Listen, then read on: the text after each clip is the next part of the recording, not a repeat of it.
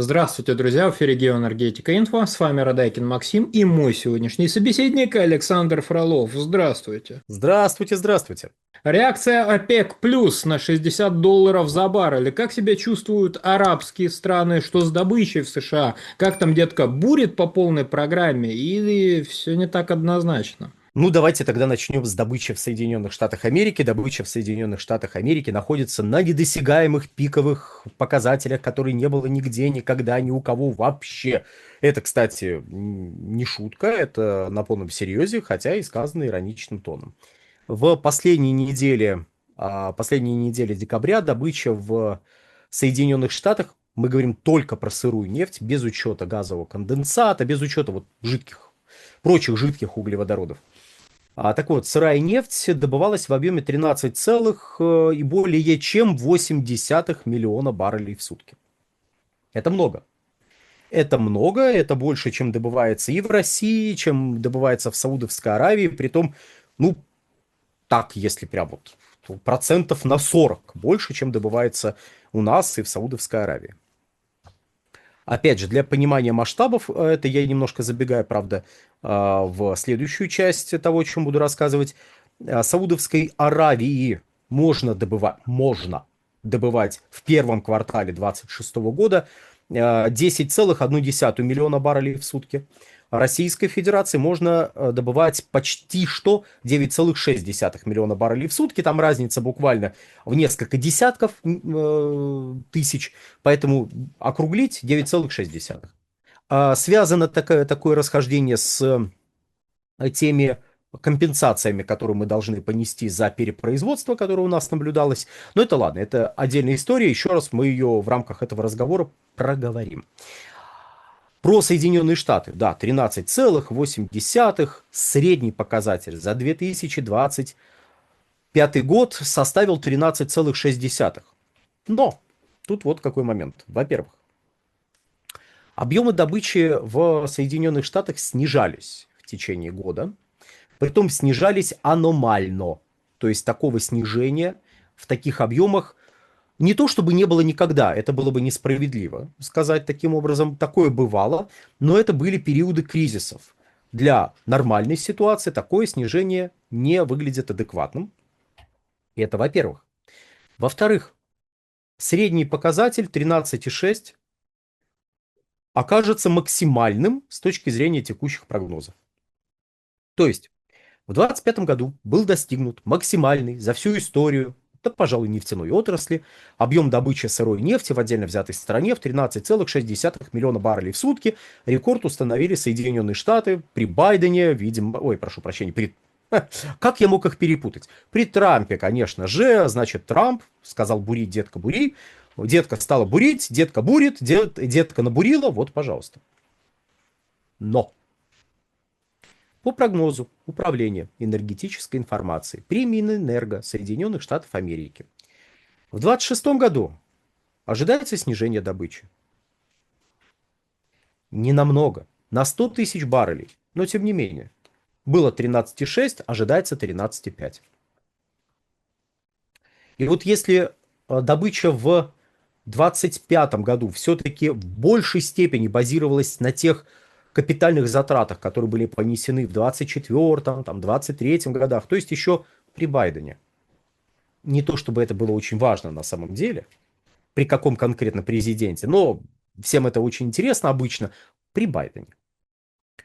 А вот то, что вкладывали при Трампе, приведет к снижению добычи. Видите, как плохо бурила детка. Не послушалась она Трампа. Но опять же, мы здесь возвращаемся к теме, которую мы поднимали на протяжении этого года неоднократно, точнее, последнего года неоднократно поднимали эту тему, а именно, не зависит объем добычи от лозунгов, которые выкрикивает президент Соединенных Штатов Америки. Какую бы фамилию он ни носил. Байден, Трамп, Обама, Буш, Клинтон, неважно абсолютно. Кстати, опять Буш, но другой. Вот, вообще неважно. Даже если вы Рейган, всем, в общем-то, наплевать, что вы выкрикиваете. Есть объективные показатели, есть объективные предпосылки, которые никакими лозунгами перебить нельзя. И эти объективные предпосылки, в первую очередь, цена. Если цена оказывается непозволительно низкой, добыча у вас будет сокращаться. Даже если ваш президент оборется о том, что детка, бури. Правда, в последнее время он об этом не орет. И тут мы приходим к моменту, связанному с ОПЕК+. ОПЕК+, 4, 4 января собрались, посовещались и приняли решение оставить все как есть. То есть предыдущие договоренности были просто еще раз подтверждены, объемы добычи на первый квартал 2026 года были сохранены, и вот я, собственно говоря, два ключевых показателя для Саудовской Аравии и для России уже перечислил. Кстати, данный показатель не означает, что мы будем добывать 9,6 миллиона баррелей в сутки нефти и не больше. Скорее всего, мы будем добывать больше, потому что в этом показателе только сырая нефть для России, только сырая нефть, без учета газового конденсата. А в нашей нефтяной статистике сырая нефть вместе с газовым конденсатом считается, соответственно, у нас будет больше 10 миллионов баррелей в сутки по итогам, в первом квартале текущего года добываться. По крайней мере, как предполагается. Далее у нас идет среди стран ОПЕК плюс Ирак, который может добывать почти что 4,3 миллиона баррелей в сутки. Далее у нас ОАЭ 3,4 миллиона баррелей в сутки. Ну и там Казахстан 1,6, если округлить. Кувейт 2,6. Ну и Оман менее 1 миллиона баррелей в сутки. Понятно, есть другие страны ОПЕК+, но тут они отдельно не выведены, и по большому счету не суть важно. Сколько они могут добывать, для них точно так же не изменились показатели, их не стали пересматривать относительно предыдущих договоренностей. А в каком контексте принималось решение ОПЕК+, о сохранении текущих показателей? Контекст ярчайший, контекст шикарнейший, а именно контекст – это похищение Мадуро некими террористами, за которыми стоит человек, выдающий себя за президента Соединенных Штатов Америки. По его собственному признанию, а также по признанию его шайки, они спланировали и осуществили незаконный захват президента суверенной державы. И сейчас они незаконно его удерживают на территории подконтрольной Соединенным Штатам Америки. Не банальная ситуация, прямо скажем. Я понимаю, что часть нашей аудитории, когда об этом узнала, сказала, а так можно было? Ну, мы не будем касаться этого вопроса, если позволите. Мы коснемся немножко другого вопроса, вопроса нефти. Тут Борис Леонидович с Максимом уже записывали ролик по поводу Венесуэлы, нефти и прочего, но невольно мы вынуждены будем обращаться к этой ситуации и сейчас тоже, когда говорим про реакцию ОПЕК+. Еще раз подчеркиваю, реакции никакой. Официально реакции никакой. То есть из вариантов выразить озабоченность, выразить глубокую озабоченность, промолчать, ОПЕК+ выбрали вариант промолчать. Означает ли это, что какого-то бурления каких-то процессов внутри ОПЕК+, или шире ОПЕК+, Китая, Индии не происходит? Нет, не означает. Но на данный момент реакция вот такая. Был крайне исчезающий шанс, что ОПЕК+ в рамках сложившейся ситуации решатся на торговую войну. Ну, просто чтобы продемонстрировать некую решительность, некую позицию в отношении действий Соединенных Штатов. Из серии «Вы что творите?» Нет, просто это как вообще? Это каким образом? Это вот как? Но ничего подобного сделано не было. Опять же, это не означает, что в будущем каком-то отдаленном, не очень отдаленном торговая война не начнется. И про саму торговую войну, возможно, я пару слов, конечно же, скажу. Но надо заметить и про Венесуэлу. Венесуэла, как ни странно, не входит в ОПЕК+. В ОПЕК входит, в ОПЕК+ не входит. То есть на Венесуэлу не распространяются ограничения, которые налагаются ОПЕК+, просто потому, что на Венесуэлу действуют другие факторы, как на Иран, кстати, которые эту самую добычу ограничивают. Намного ли ограничивается добыча ОПЕК в рамках Венесуэлы? Нет, не намного. При текущих ценах Венесуэла могла бы увеличить добычу где-то на 500 000 баррелей в сутки после некоторых работ, капитальных затрат, которые необходимо было бы понести для этого, и все. Почему я уверен, что на 500 000 баррелей можно было увеличить добычу, хотя некоторые уважаемые экономисты уже написали. Кстати, были ли они вирусологами, я не знаю. Ну, может быть, кстати, эти экономисты правы, я не прав, кто его знает. Но вот некоторые уважаемые экономисты уже написали, что на 1,5 миллиона баррелей в сутки быстро может быть увеличена добыча в Венесуэле под руководством американских компаний. Я уже говорил, что в Соединенных Штатах добыча по прогнозам местного Минэнерго будет сокращаться в следующем году, да? Ну, то есть, мало ли, вдруг я не сказал.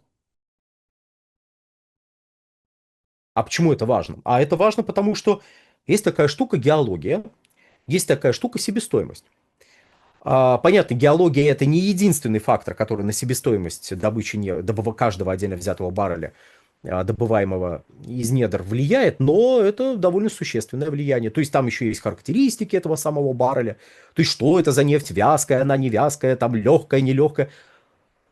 Масса есть факторов, масса есть характеристик, которые в конечном итоге складываются в эту самую себестоимость. Себестоимость для венесуэльской нефти крайне высока.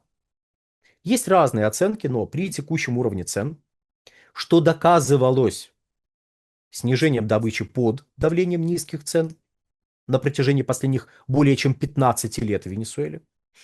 Так вот, себестоимость высокая, и добывать даже 2,5 миллиона баррелей в сутки, а такие показатели были, 2,7 где-то было в 2014 году, добывать такие объемы при ценах порядка 60-65 долларов за баррель в Венесуэле не получается. Это не потому, что там нету волшебных американских технологий.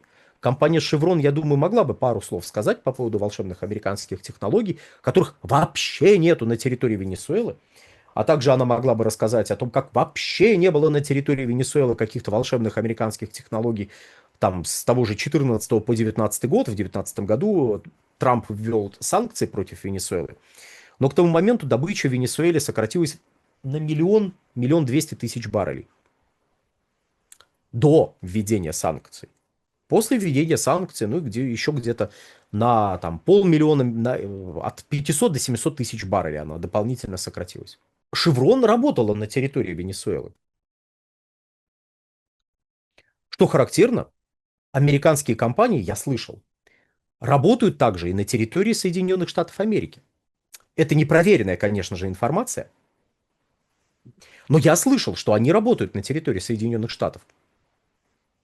Так вот, когда снижалась добыча в Венесуэле на фоне мирового кризиса на рынке нефти в 2014-2016 году, тогда же снижалась добыча и в Соединенных Штатах Америки на 1 200 000 баррелей с 15 по 16 годы.